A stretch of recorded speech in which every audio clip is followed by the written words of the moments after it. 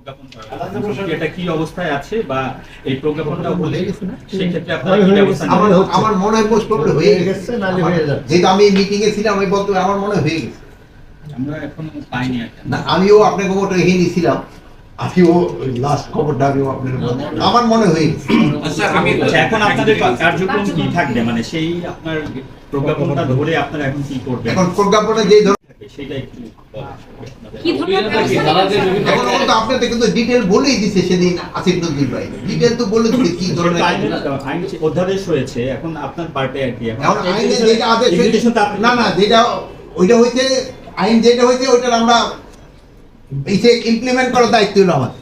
ওরা তো বিভিন্ন জায়গায় উপস্থিত ছিল, তা সংগঠিত হওয়ার চেষ্টা করতেছে, জটিকা মিছিল, প্রত্যুষ মিছিল, রাতের মিছিল, স্লোগান, এই বিষয়ে আপনাদের এই ক্ষেত্রে হলে একটা আপনাদের কাছে অনুরোধ করবো, আপনারা যদি একটু আগে জানাই দিতে পারেন, যেমন অনেকগুলি মিছিলের কথা বললেন, তা আমরা সাথে সাথে অ্যাকশন নিয়ে নিব।